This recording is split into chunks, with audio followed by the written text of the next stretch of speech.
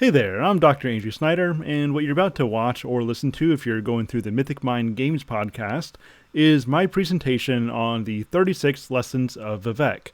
This is part of my Elder Scrolls and philosophy study that I'm currently running through my Patreon. If you want to become a part of this study moving forward, then head over to patreon.com/mythicmind. Become a patron at any level, and you'll be able to fully participate in the study. As I am recording and posting this, we're currently in our Oblivion unit, and so we just had our main Oblivion conversation. We're about to start talking about the Shivering Isles. But if you want to just continue through the freebie feeds, then make sure that you're subscribed to my YouTube channel, where you'll get some visual components that will be missing from the podcast. But also, if you are not listening to this through the podcast, then know that that is available as a way of listening on the go. And so, subscribe to my YouTube channel and subscribe to the Mythic Mind Games podcast to access all of this Elder Scrolls stuff, as well as some other things along the way. But now let's get to my philosophy video on the Morrowind unit, on the 36 Lessons of Vivec. Here we go.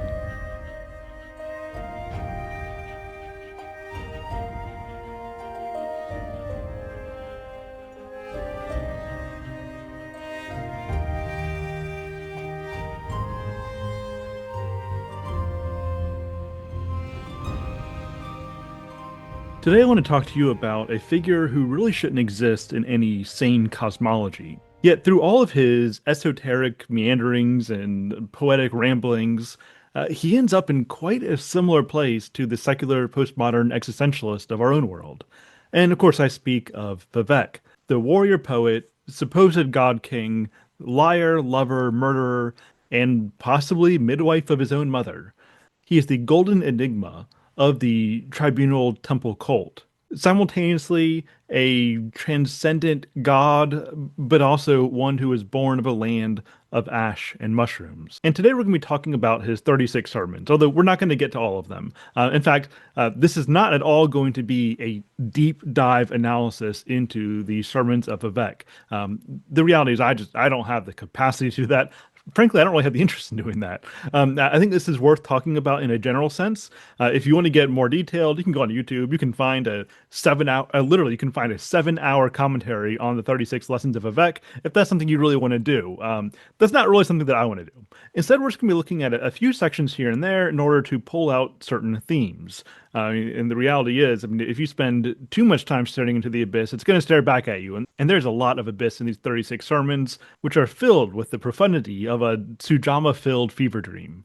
All right, so let's go ahead and begin with Lesson 1. He was born in the ash among the Velothi. So already we have something of a paradox, something of a contradiction here. Here we have the god Vivec, who is born. And so we know that Vivec is not the God who is. He's not the I am that I am.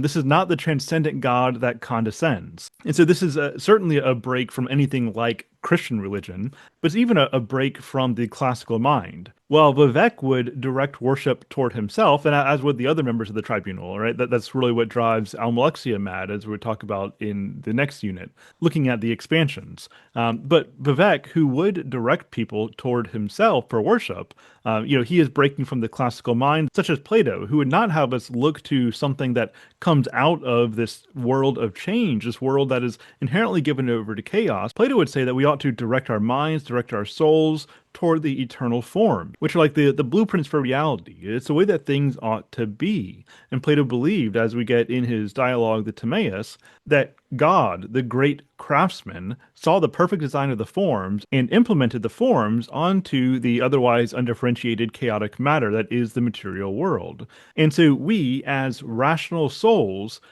we ultimately are kind of part of this instantiation of cosmic order on the chaos that's implicit in the temporal realm. And we, in turn, in living out that which makes us good, we're directed toward that which is good. So too, Aristotle has the entire cosmos directed toward the unmoved mover, God, who supplies this world with motion. And not even for Aristotle does this God like directly cause motion, but it's more like the cosmos eternally moves in a spherical pattern that imitates the eternal goodness of God. And so in the classical mind, as well as in the Christian mind, what we really have this idea that at the top of reality is God, at the top of reality is the good, and the way that we achieve goodness is by imitating that eternal, unchanging reality. And so the temporal world in which we live is ultimately its derivative of the eternal. We don't get to the eternal by means of the temporal. Furthermore, Vivek is not even a born god of classical paganism, right? I mean, in classical paganism, you have gods being born. However, the pagan gods who are born at least gain a semblance of transcendent eternality by participating in the timelessness of myth, right? Here we have gods being born and even sometimes dying, who knows when, who knows where. And so there's a certain timeless quality to even these generated gods of classical paganism, unlike what we get in Vivec. What we get in Vivec is not so much classical paganism as it is postmodern heroism. And so perhaps this is an evolutionary Darwinian god. Perhaps this is a Sartrean god. In any case, this is going to be a god who emerges from the chaos of temporality and invents his own deity by seizing that which remains in at the very least, morally dubious god, Lorcan, right? He achieves divinity of sorts by means of the heart of Lorcan. And so what we have in the Sermons of Vivec is a Promethean attempt to usurp the power of the gods. Or perhaps this is a Nietzschean, a Zarathustrian attempt to transcend supposedly artificial limitations and to become one's own god, moving beyond the categories of good and evil. And of course, this is all very convenient for Vivek, because operating in a realm of moral ambiguity, above the limiting distinctions of petty mortals, will leave room for all kinds of activity, right? I mean, including deceit, betrayal, and murder, so long as it makes for good poetry. And is this not exactly what you might expect from a contemporary postmodern academic who blurs obvious distinctions in order to create a climate of so-called empowerment? But even that question of empowerment, right? Empowerment for what? To do what? Well, let's jump forward. We're actually going to jump far ahead right now, all the way to lesson 31, where Vivek writes, "The last time I heard his voice, showing the slightest sign of impatience, I learned to control myself and submit to the will of others. I dared to take on the sacred fire," right? There's that Promethean element. "I dared to take on the sacred fire and realized there was no equilibrium with the Et Ada." And remember from my cosmology video, the Et Ada were the original spirits that would become the Aedra and the Daedra, depending on whether they attach themselves to the Order of Anu or the Chaos of Padme. But Vivek says there's no equilibrium even with the Et Ada. They were liars, lost roots, and the most I can do is to be an interpreter into the rational. And so he's not looking for equilibrium in the Et Ada, in the so-called gods that already exist, these original spirits. He's looking to subvert, to maybe to circumvent the Et Ada in order to achieve unity within the monad or something like that, right? So he's trying to rise above them. He's really trying to subvert the entirety of religion and to place himself at the center. And he's going to do that by becoming an interpreter into the rational. He himself is a bridge to truth, or maybe a manifestation of truth. He himself is a conduit of truth. And so pretty straightforwardly, Vivek is a cult leader, right? He wants to present himself as a bridge to reality. He is an incarnation of truth. But he says that even that fails the needs of the people, right? What they need is not the rational necessarily. They don't just need someone to communicate to them what is true. He goes on to say, "I sit on the mercy seat and pass judgment, the waking state, and the phased aspect of the innate urge. Only here can I doubt, in this book, written in water, broadened to include evil." And so what the people ultimately need is not truth, even though that's something I might be capable of providing them with, right? What they need is for me to sit on the mercy seat and pass judgment. And here, of course, we have connections to Old Testament imagery, the mercy seat being the place where atonement is provided. And so he's setting himself up not just as a moral teacher, not just as a philosopher, but as one who is capable of providing judgment and one who is capable of providing atonement. This is not just a philosophical movement. This is very much a religious movement that's seeking to move beyond the categories of good and evil, as well as beyond the categories of rationality and irrationality. But again, in his messianic role here, he is not fulfilling the role of Christ in reconciling people with God. He's not fulfilling the role of Socrates in reconciling people with the good. He is, at least in part, playing the role of the Zarathustrian prophet, calling people out into the wilds beyond good and evil. Though, of course, what may be a little bit different here is that he's placing himself at the center. And while it may be arguable that Nietzsche did that, that would be more of a possible critique than something Nietzsche himself is saying. But then Vivek threw his ink on this passage to cover it up for the lay reader, and he wrote instead, "Find me in the blackened paper, unarmored, in final scenery. Truth is like my husband, instructed to smash, filled with procedure and noise, hammering, weighty, heaviness made schematic, lessons learned only by a mace. Let those that hear me be buffeted, and let some die in the ash from the striking. Let those who find him murdered by illumination, pummeled like a traitorous house, because if an hour is golden, then immortal I am a secret code. I am the partaker of the doom drum, chosen of all those that dwell in the middle world to wear this crown, which reverberates with truth, and I am the mingling Messiah. The ending of the words is Om Sivi." All right, so there's a lot going on here.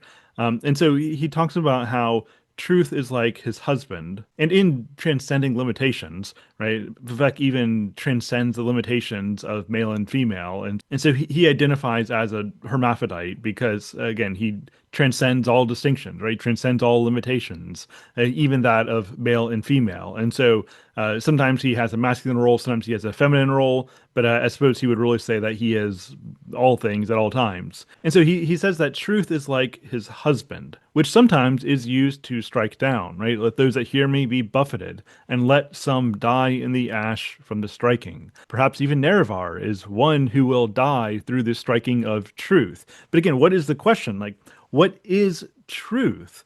And it does not seem that Vivek is trying to submit himself to a capital T truth, but truth is, well, it's that which he wed himself to, right? That what he has attached his will to, that is truth. This seems to me to be a very clearly Nietzschean idea of will to power. Truth is what I will it to be. And so truth is that to which I have attached my will. Truth is like my husband, which I use to strike down any who would attempt to impede my quest to divinity. And what gives me the right to do this? Well, my divinity, of course. But where does my divinity come from? Well, it comes from my will. This seems very clearly to be will to power imagery. In almost all, right, 35 of these 36 lessons end with the ending of the words is Om Sivi. Now, Om Sivi it's an acronym for the tribunal, for Almalexia, Sothasil, and Vivek. Right, that's Om Sivi, which is sometimes treated as this unified force. There seems to be some Trinitarian stuff going on here, where Om Sivi is its own entity manifested in these three aspects of Vivek, Almalexia, and Sothasil. But Vivek definitely presents himself as a first among equals in these interrelated aspects of Om Sivi. But in saying again and again, the ending of the words is Om Sivi. He's saying this: we are, this is, I am, where all things are directed. He is placing himself at the center of reality, which again, it's a very postmodern thing to do, and it's a very cult leader thing to do.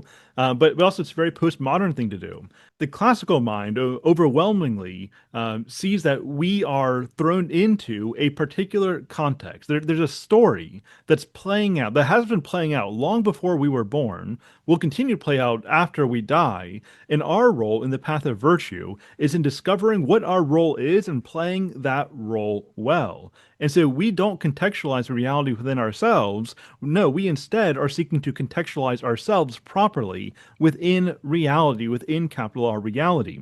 Now, what the postmodern tends to do is to ask, no, how do I want to contextualize reality within myself? And so I then become not just responsible for discerning meaning, but I actually become the arbiter of meaning. And that's a big distinction here. And what Vivek seems to be doing here is in saying that all things end with Om Sivi. He's saying that I am where all things are directed. I am the context for reality. Reality is not necessarily my context, but I am the context for reality itself. Along very similar lines, in Lesson 35, all the other symbols of absolute reality are ancient ideas ready for their graves, or at the very least, the essence of such. To me, that sounds a lot like Nietzsche's madman saying that God is dead. And he goes on to say that this should be seen as an opportunity and in no way tedious, though some will give up for it. It is easier to kiss the lover than to become one. And so, again, this will to power idea that we have the opportunity to seize divinity. The throne of God is empty. All you need to do is to have the strength of will in order to take the seat, to move in that space beyond good and evil, and to act as the center of reality to which all things are oriented and from which all things come. But he says that many people aren't going to be willing to do this because it's easier to be kissed by a lover than to become one. In other words, it's easier, he says, to passively receive what is offered to you than it is to be the one who does the offering. Nietzsche uses this language of the Ubermensch, the Overman, the Superman, that the one who has the strength of spirit in order to take their place and to be the one who offers, that is going to be the stronger individual, the stronger will, the person who rises above the mediocre existence of most mortals. Whereas most of us are thought to be too weak in the will, and so we aren't able to take on that leading role. Instead, we just want to passively receive. We want to receive the kiss rather than to become the lover. And now, finally, lesson 36. Leading the armies of the Chimer was the slave that would not perish, the hortator Nerevar, who had traded his axe for the ethos knife. He slew Dumac at the Red Mountain and saw the Heartbone for the first time. So to review, going back to the story of Morrowind that I laid out, Nerevar killed Dumac, king of the Dwemer, at Red Mountain, and this is when he retrieved the heart of Lorcan that the Dwemer had discovered. And notice this wording here, Nerevar, who had traded his axe for the ethos knife. Now, the ethos knife is another word for keening, which was one of the tools that was intended for use on the heart of Lorcan. But its name here as the ethos knife, I think, is important because the point is that Nerevar maintained a path of traditional virtue. Right? He had character, he had ethos, he acted ethically. And so this is somebody who was bound by the supposed limitations of conventional morality, of virtue, which is why Vivec, as the Ubermensch, was potentially justified in dispatching of him, in betraying him, in murdering him, because things like betrayal and murder, I mean, these are conventions of traditional bourgeois morality that simply don't have a place within Vivec's system of beyond good and evil. And so, in short, I mean, perhaps he's kind of getting at the point that Nerevar had it coming as the weaker vessel, that he did not have the strength of will to survive, to do what is required to survive. But in clinging to conventional morality, he became a sheep to the wolf. Now, Vivec is never going to explicitly admit to the fact that he did indeed betray and kill Nerevar, but it's strongly hinted at, and we know exactly what happened. And I think so much of these texts in these lessons of Vivec, I think so much of this is meant as a justification of his actions, certainly to the masses, and perhaps even to himself. And then his final words are, the beginning of the words is Om Sivi. So remember, up to this point, he's ended all of his lessons by saying the end of the words is Om Sivi. Now he says the beginning of the words is Om Sivi. And so he's really making the point that Om Sivi, that ultimately I, Vivec, I am the first and the last, the Alpha and Omega. Again, all of reality is contextualized within myself. Now, for good or for ill, what are some lessons that seem to be emerging from these sermons? Well, first, it's this idea that identity is a story that we tell ourselves, and stories can be rewritten, but never without a cost. To become something other than what you are requires sacrifice, but to become something above distinct somethings altogether requires the sacrifice of all particulars, which places you conveniently above even the distinctions of good and evil. Second, that power that cannot embrace its own contradiction becomes chaotic. You need to incorporate your shadow, your seemingly darker tendencies, and move them in the direction of your will. If the unconscious is not brought into harmony with the conscious, you will inevitably descend into the monstrous and chaotic because you yourself will be chaotic. You'll be at war with yourself, and a house divided cannot stand. And so what you need to be properly integrated is unity of will. As Kierkegaard says, Purity of heart is to will one thing. However, for Kierkegaard, the one in question ultimately is God. But for the likes of Vivek, as well as for the postmodern philosophies of self-creation that really echo his mantras, purity of heart is simply to will what we might will. And in so doing, we plant the egg of our birth into our own mother, so to speak. Sorry for that weird imagery, but that is exactly what Vivek gives us. And now he seems to approach it in something of a literal sense, as he claims to transcend even time, and so he talks about how he has a role to play even in his own birth. But I think more philosophically, I mean, this is exactly what postmodern secular existentialism proposes, that you become your own parent. And lastly, that the divine is not found in certainty, but in the courage to be questioned. Vivek is not Christ. He doesn't sacrifice himself in love that we might be reconciled to the source of love and goodness. And he's not even a Socrates, who desired to see his conversation partners give birth to the truth that is eternally true. He's no Epictetus or Marcus Aurelius, who encourage us to embrace fortune with reason and virtue befitting of creatures, bearing the divine image. No, he's much more like Nietzsche's Zarathustra, who forces us to ask the questions that neither the Christian nor the classical pagan mind, at least for the most part, really have a context for asking. What if the gods, or even like divinity itself as it's presented to us, what if that is wrong? What if it's weak? What if it is downright deceitful? What if we, in fact, are the gods? What if we have always been the gods, or at least the potential gods?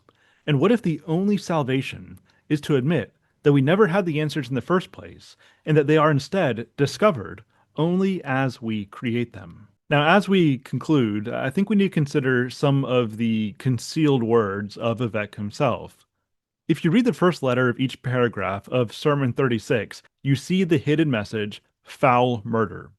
Furthermore, if you work through the cipher of Sermon 29, you find the admission. He was not born of a god. His destiny did not lead him to this crime. He chose this path of his own free will. He stole the godhood and murdered the hortator. Vivek wrote this.